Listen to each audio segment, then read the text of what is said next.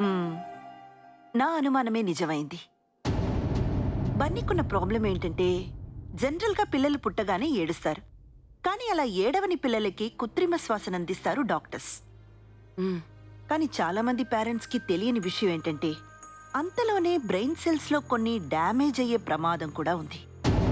అంటే మిగతా పిల్లల కన్నా ఐక్యూ లెవెల్లో గ్రాస్పింగ్ పవర్లో కొంచెం తక్కువగానే ఉంటారు. వెల్, ఇంకా డీటెయిల్డ్గా చెప్పాలంటే ఇప్పుడు బన్నీ ఏజ్ 8 years కదా, కానీ అతని మెంటల్ ఏజ్ 6 years మాత్రమే. ఇది మనం గుర్తించక వాడిని 4 ఏళ్లకు పంపాల్సిన స్కూల్కి 2 ఏళ్ల మానసిక స్థితిలో ఉన్నప్పుడే పంపించేశాం. అలా ఉండడం వల్ల బన్నీకి ఏమైనా? ఎస్, వాడు మిగతా పిల్లల్లా ఉండలేడు. వాళ్లతో ఇతని వల్ల కంపీట్ చేయడం కుదరదు. యునో, మీకు తెలియకుండానే బన్నీ మీద అన్నింట్లో ప్రెషర్ మోపారు. ఇది అర్థం కాక వాడి ఫ్రెండ్స్ కూడా, అంటే మిగతా పిల్లలకి వాళ్ళ లెవెల్కి బన్నీ లేకపోయేసరికి ఆల్మోస్ట్ అందరూ వాడిని వెలివేశారు. తన ప్రాబ్లం ఏమిటో ఏవి అర్థం కాకుండా ఆ చిన్న మనసు ఎంత బాధపడుంటుందో ఒకసారి ఆలోచించండి. దానివల్లే బన్నీ ఇలా ప్రవర్తించాడంటారా? కావచ్చు, కానీ బన్నీ అబ్నార్మల్గా ఎందుకు బిహేవ్ చేస్తున్నాడో ఇప్పుడు మనం కౌన్సిలింగ్ స్టార్ట్ చేశాక తెలుస్తుంది. ఇలా చేస్తే పనిష్. హే బన్నీ, రా రా రా రా. Good boy, how are you? Hey, ఏంటిది? నీ మ్యాజిక్ ట్రిక్స్ నాతోనేనా? ఆచే చూపించు. తిప్పు. ఇప్పుడు మళ్ళీ తిప్పు. Wow, what's this? You like it? ఇలాంటి మ్యాజిక్ ట్రిక్స్ నా దగ్గర చాలా ఉన్నాయి. కూర్చో. ఈ పిక్చర్ చూసావు కదా, ఇలాగే వీటిని సెట్ చేయాలి. Okay, come on.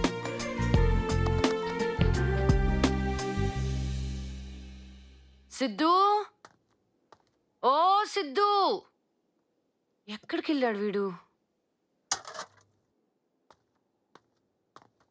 ఎక్కడికి వెళ్ళాడు వీడు? సిద్ధు, సిద్ధు.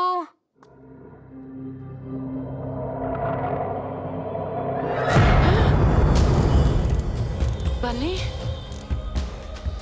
అక్కడేం చేస్తున్నావు నాన్న? ఊరికే మమ్మీ. సిద్ధు కనిపించట్లేదు. నువ్వేమైనా చూసావా? బయట ఉంది మమ్మీ. బయట? ఎందుకు నాన్న? నేనే కట్టేశా. నువ్వు కట్టేశావా? నీకు సిద్ధు అంటే ఇష్టం కదా నాన్న?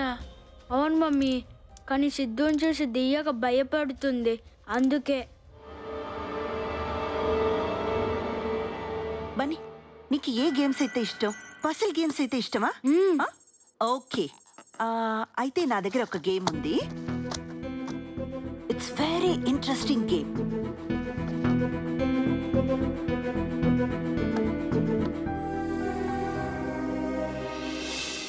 ఇంకో 2-3 సెషన్స్లో ఖచ్చితంగా కారణం ఏమిటో తెలిసిపోతుంది. మరి దియా? నాకు కొంచెం టైం ఇవ్వండి. దియా బన్నీ కళ్ళకు మాత్రమే ఎందుకు కనిపిస్తుందనేది ఖచ్చితంగా నేను మీకు చెప్తాను. Hi aunty. Hi. Okay, I'll call you back. Hey Bunny, come on come on. ఏంటి ఈరోజు చాలా హుషారుగా ఉన్నావు? What's the matter? ఆంటీ, ఈరోజు ఏవైనా గేమ్స్ ఉన్నాయా? గేమ్స్. మరి నీకు ఏ గేమ్స్ అంటే ఇష్టం? డైనోస్టార్మ్ ఎక్స్పీడ్ రేస్. అబ్బో, అలాంటి గేమ్స్ ఆంటీ దగ్గర లేవే. కానీ ఆంటీ దగ్గర ఇంకో మంచి గేమ్ ఉంది. అదేమిటో తెలుసా? నీ ముందు చార్ట్ ఉందా? పక్కనే కలర్ పెన్సిల్స్ ఉన్నాయా? ఇప్పుడు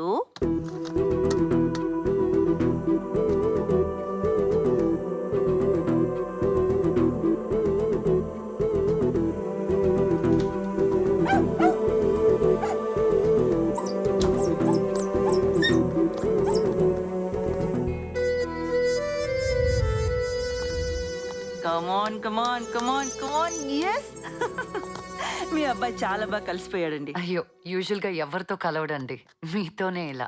అవునా బన్నీ, ఈరోజు మనం ఇంకో మ్యాజిక్ నేర్చుకుందామా? ఏది ఇంక మ్యాజిక్? కాదు, ఇప్పుడు పడుకో. సరే ఇప్పుడు ఏం చేయాలి? బన్నీ, అక్కడ చూడు. అక్కడ చూస్తూ నేనేం చెప్తే అది వినాలి. అక్కడే చూడు. ఇది మ్యాజికా లేక? సైలెన్స్. అక్కడే చూడాలి. Yeah, I'm coming right now. Yes. ఈ రోజుతో సెషన్స్ అన్ని పూర్తయ్యాయి. రేపు మీరు ఒక్కరే వస్తే మన కూర్చొని మాట్లాడుకుందాం. Everything okay yeah doctor? Yeah yeah, don't worry. రేపు కలుద్దాం. Okay. Okay. Anybody in here?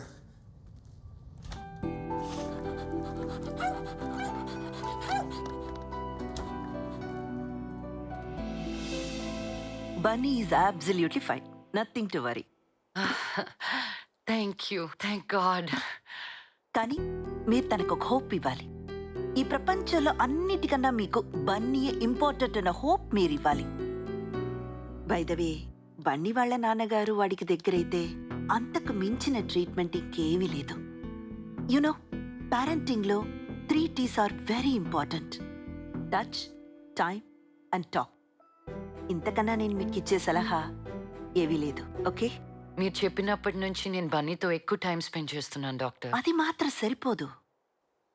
మనం పిల్లల్ని కాంప్లిమెంట్ చేసినప్పుడు, వాళ్ళని విష్ చేసినప్పుడు, వాళ్ళని హక్ చేసుకోవడం లేదా కిస్ చేయడం, ఇలాంటివి ఉంటాయి చూసారా? ఇంతకన్నా మించిన గిఫ్ట్ ఇంకేమీ లేదు. I will do that doctor. కానీ వాడు అర్ధరాత్రి అయితే ఎందుకలా అబ్నార్మల్ గా బిహేవ్ చేస్తున్నాడు? రాత్రి అయితే చాలు నాకు అసలు జ్వరం వస్తుంది doctor. I can understand. Boarding స్కూల్లో ఆ రోజు నైట్ నిజానికి జరిగింది ఏమిటంటే, బన్నీ ఎవ్వరిని భయపడటానికి బాత్రూంలో దాక్కోలేదు. తను సివియర్ డిప్రెషన్ కి గురై చీకటి, అది బాత్రూమ్ అన్న ధ్యాస కూడా లేకుండా ఒంటరిగా కూర్చుని ఏడుస్తున్నాడు. అదే టైంలో భయపడుతూ బాత్రూంకి వచ్చిన ఇంకో పిల్లోడు లైట్ వేయగానే ఒక్కసారిగా ఉలిక్కిపడి బన్నీ క్లాసెట్ నుంచి లేచాడు. ఊహించని ఈ పరిణామానికి ఆ పిల్లాడు భయపడి పారిపోయాడు. భయపడి పారిపోయిన ఆ పిల్లాడు ఎక్కడ వార్డెన్ కి కంప్లైంట్ చేస్తాడని బన్నీ భయపడి చెట్టు కింద కూర్చుని ఏడుస్తుంటే, తన దగ్గరికి రావడానికే భయపడుతున్న వాచ్మెన్ ని చూసి, అతని గొంతులోని వణుకు చూసి బన్నీకి ఏదో తెలియని కాన్ఫిడెన్స్ కలిగింది. వాచ్మెన్ వెళ్లి వార్డెన్ దగ్గర బన్నీని గోస్ట్ అని చెప్పడంతో బన్నీకి కొత్త ఆలోచనలు మొదలయ్యాయి. ఈ మధ్య మీరు బన్నీతో స్పెండ్ చేసిన ఆ 3 రోజులే the best moments in his life. Really? బన్నీలో సెల్ఫ్ కాన్ఫిడెన్స్ చాలా పెరిగింది. ఆ 3 రోజులు తన జీవితంలో లేకపోయి ఉంటే, I'm very sorry to say this, Bunny suicide కూడా కమిట్ చేసుకుని ఉండేవాడు. I know, I'll explain you. First time Bunny ఇంట్లో నుంచి పారిపోయినప్పుడు అతను నాన్నమ్మ దగ్గరికే వెళ్ళాడని మీరు అంతగా శ్రద్ధ తీసుకోలేదు. దాంతో ఒక మాట కూడా చెప్పకుండా వెంటనే తీసుకెళ్లి వాణ్ణి బోర్డింగ్ స్కూల్లో వేసేశారు. నిజానికి ఇంట్లోంచి పారిపోవడమే తన ఉద్దేశమైతే, బోర్డింగ్ స్కూల్లో వేశాక కూడా అతను ఎందుకులా ప్రవర్తించాడు? ఇంటికి తిరిగి రావాలనా? కాదు. కాదా? మరి తన ఇంటికి రావడం కోసం కాకపోతే ఎందుకు డాక్టర్ ఇదంతా? బన్నీ చాలా డిప్రెషన్ కి గురయ్యాడు. తను ఏం చేస్తున్నా, ఏం చెయ్యాలి అని ఏమీ అర్థం కాని ఒక పొజిషన్లో వాడున్నాడు. దీన్నే మేం సైంటిఫిక్ గా ADHD అంటాం. Attention deficit hyper active disorder. ఈ ప్రాబ్లం ఉన్న పిల్లలు ఎప్పుడు కూడా ఆన్ టైంలో ఏ పని చేయరు. అంటే టైం క్యాల్కులేషన్స్ అన్నవి వాళ్ళకు ఉండవు. ఇది మీకు తెలియక మీరు బన్నీని విసుక్కుంటారు, వాడి మీద కోప్పడతారు. బన్నీకి ఈ ఒక్క ప్రాబ్లం మాత్రమే కాదు, అటెన్షన్ సీకింగ్ బిహేవియర్ అనే ఇంకొక ప్రాబ్లం కూడా మొదలైంది. అంటే ఎవరు మనల్ని పట్టించుకోవట్లేదు, అందరి అటెన్షన్ మన వైపు ఎలా తిప్పుకోవడమని ఆలోచించడం మొదలుపెట్టాడు. అంటే దీని నెక్స్ట్ లెవెలే conduct behaviour, I mean conduct disorder. ఈ లెవెల్కి వెళ్ళిన పిల్లల్ని చూస్తే వాళ్ళ ప్రవర్తన చాలా డేంజరస్ గా ఉంటుంది. అందులోని ఫస్ట్ స్టెప్పే దియా తనకు కనిపించినట్టు మన అందరితో చెప్పడం మొదలుపెట్టాడు. మరి ఎలా డాక్టర్? దియా ఎవరు? నేను అతన్ని హిప్నటైజ్ చేసినప్పుడు దియా గురించి కొన్ని విషయాలు తెలుసుకున్నాను. చూడండి, ఇప్పుడు మనం బన్నీతో చాలా జాగ్రత్తగా డీల్ చేయాలి.